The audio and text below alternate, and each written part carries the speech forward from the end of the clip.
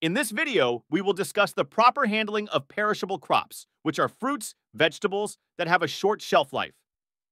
By following the practices outlined in this chapter, you can significantly extend the shelf life and quality of your perishable crops, leading to greater yields and a successful harvest. Perishable crops, such as fruits and vegetables, are highly susceptible to spoilage and require careful handling and storage to maintain their quality and freshness.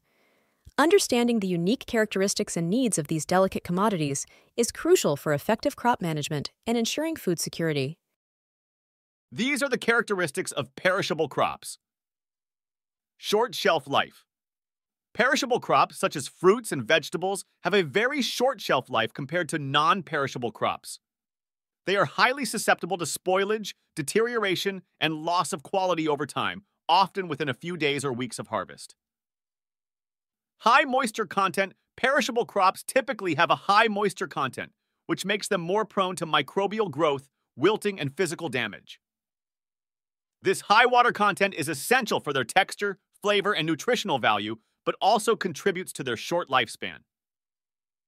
Sensitivity to temperature. Perishable crops are susceptible to temperature changes during storage and transportation.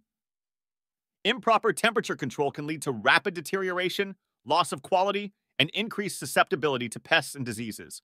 This table gives the primary differences between non-perishable and perishable crops. Here are some factors affecting perishability. Environmental conditions. Temperature, humidity, and exposure to light are critical environmental factors that can accelerate the deterioration of perishable crops.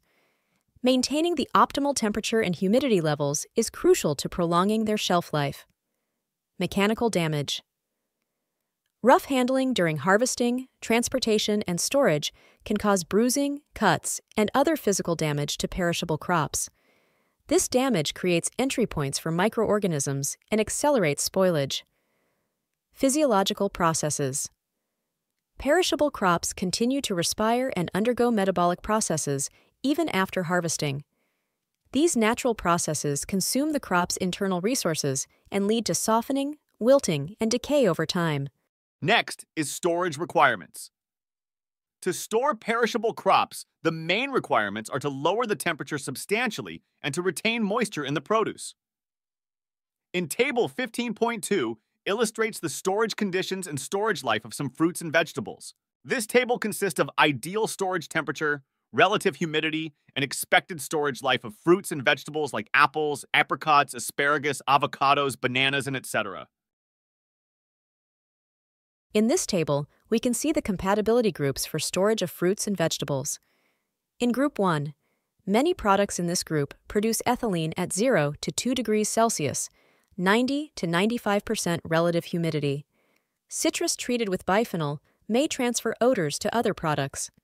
And in Group 2, many products in this group are sensitive to ethylene at 0 to 2 degrees Celsius, 95 to 100% relative humidity. These products can be top iced. Next is the storage structures for perishables. A simple, low-cost structure for storing vegetables for the few hours between harvesting and transport to the market should be useful to all types of farmer. The basic construction is similar to that shown in Figure 15.2. A simple frame is constructed with poles or other low-cost materials. A covering of grass or other thatching material provides protection for the produce from excess temperatures and moisture loss until it can be transported to market. The wall should be extended to ground level on 3 sides, but left open on the 4th, prevailing wind, side for ventilation. This allows free air movement most of the time, but canvas flaps should be provided for closing the ventilation openings when required. The grass roof and walls can be kept wet with a sprinkler pipeline, or, if that is not available, the thatching can be sprinkled by hand as required. The interior will be kept cool and moist with temperatures as much as 8 degrees Celsius lower than outside. More important, produce harvested late in the afternoon can be cooled during the night, with resulting temperatures at midday on the following day as much as 10 degrees Celsius below ambient temperature. Commercial cool store. As Table 15.2 shows, only a few crops, including potatoes, onions, carrots, and apples, can be stored for periods longer than a few days or weeks. However, The wholesale merchant will require short-term refrigerated storage for the produce, and separate rooms will be needed for crops that are not compatible for storage together. As with refrigerated potato stores, attention must be given to adequate insulation, a good vapor seal, and large evaporators to help to maintain high humidity. To make sure the storage room can be kept at the desired temperature, the required refrigeration capacity should be calculated using the most severe conditions expected during operation. These conditions include the mean maximum outside temperature, the maximum amount of produce cooled each day, and the maximum temperature of the produce to be cooled. The total amount of heat that the refrigeration system must remove from the cooling room is called the heat load. The sources of heat include heat conduction, field heat, heat of respiration, and service load. Heat conduction. This refers to the transfer of heat through direct contact between objects with different temperatures. Even insulated walls, ceilings, and floors will conduct some heat from the warmer outside environment to the cooler storage room. The effectiveness of the insulation determines the rate of heat transfer. Better insulation slows down conduction. Field heat. This is the heat removed from the produce itself as it cools down to the desired storage temperature. When warm crops are brought into the storage room, the refrigeration system needs to extract this heat to maintain a cool environment. The amount of field heat depends on the initial temperature of the produce and the target storage temperature. Heat of respiration. Even after harvest, perishable crops continue to respire, a biological process that releases energy in the form of heat. This heat generation contributes to the overall heat load within the storage room. The rate of respiration varies depending on the type of crop, its maturity level, and the storage temperature. Respiration slows down at cooler temperatures. Service load.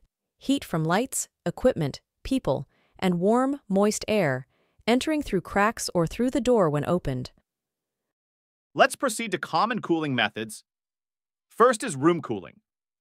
This involves placing produce in an insulated room equipped with refrigeration units to chill the air. Although room cooling is effective for storing pre-cooled produce, in some cases it cannot remove field heat rapidly enough. Carefully directing the output of the cooling system. Evaporator fans can improve the cooling rate significantly. Second, orked air cooling. This is used in conjunction with a cooling room and is effective on most packaged produce. To increase the cooling rate, additional fans are used to increase the flow of cool air through the packages of produce. Although the cooling rate depends on the air temperature and the rate of airflow through the packages, this method is usually 75–90% faster than room cooling. The fans are normally equipped with a thermostat that automatically shuts them off as soon as the desired produce temperature is reached to reduce energy consumption and water loss from the produce. Third, hydro cooling. This method can be used on most commodities that are not sensitive to wetting. Wetting often encourages the growth of microorganisms. In this process, chilled water flows over the produce, rapidly removing heat. At typical flow rates and temperature differences, water removes heat about 15 times faster than air. However, hydrocooling is only about 20–40% energy efficient, compared with 70–80% for room cooling and forced air cooling. Fourth is top or liquid icing. This may be used on a variety of commodities. In the top icing process, crushed ice is added to the container on top of the produce by hand or machine. For liquid icing, a slurry of water and ice is injected into produce packages through vents or handholds without depalletizing the packages or removing their tops. As the ice has a residual effect, this method works well with commodities, such as sweet corn and broccoli, that have a high respiration rate. 1 kilogram of ice will cool about 3 kilos of produce from 29 degrees Celsius to 4 degrees Celsius. Fifth is vacuum cooling. This system is effective on products that have a high ratio of surface area to volume, such as leafy greens and lettuce, which would be very difficult to cool with forced air or hydro cooling. The produce is placed inside a large metal cylinder, and much of the air is evacuated. The vacuum causes water to evaporate rapidly from the surface of the produce, lowering its temperature. If overdone, this process may cause wilting from water loss. Vacuum coolers can be energy efficient but are expensive to purchase and operate. And last is evaporative cooling. This is an effective and inexpensive means of providing a lower temperature atmosphere with high relative humidity for cooling produce. It is accomplished by misting or wetting the produce in the presence of a stream of dry air. Evaporative cooling works best when the relative humidity of the air is below 65%.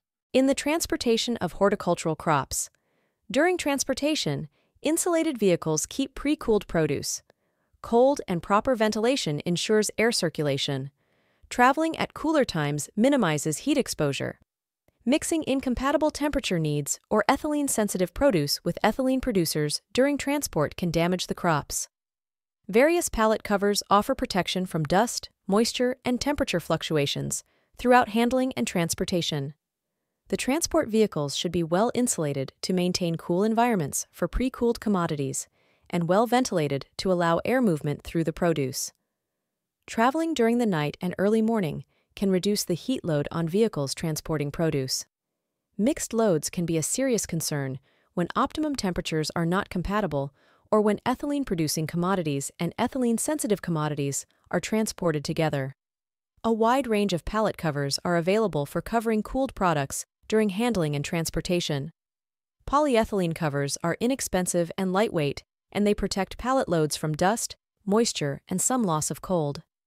Lightweight insulated covers can protect the load from heat gain for several hours. Heavyweight covers are sometimes used to protect tropical products from the cold during winter shipment. In refrigerated trailers. For optimum transport temperature management, refrigerated trailers need insulation, a high-capacity refrigeration unit, and fan, and an air delivery duct. The condition of the inside of a refrigerated trailer affects its ability to maintain desired temperatures during transportation. Handlers should inspect the trailer before loading and check the following: door and door seal damage, wall damage, clean floor drains clean and open, door and inside height adequate for the intended load, trailer pre-cooled before loading, refrigeration unit operates satisfactorily. Open vehicles. During transport in open vehicles, air circulation is key to cool produce. Careful loading techniques are crucial for bulk goods to prevent damage. Padding or lining the vehicle with straw or woven mats can help. Avoid placing other cargo on top of the produce. Remember, high speeds and long distances can dry out your crops. An open-air vehicle can be loaded in such a way as to allow air to pass through the load and to provide some cooling of the produce as the vehicle moves. Bulk loads of produce should be carefully loaded to avoid causing mechanical damage. Vehicles can be padded or lined with a thick layer of straw. Woven mats or sacks can be used in the beds of small vehicles. Other loads should not be placed on top of the bulk commodity. High transportation speeds and/or long-distance transport run the risk of causing excess drying of the crop. In conclusion, effectively handling perishable crops requires a comprehensive approach that addresses harvesting, storage, transportation, and food safety. Implementing best practices can minimize losses and ensure the delivery of high-quality, safe produce to consumers. We hope this video gave you some helpful tips on handling perishable crops. Thanks for watching.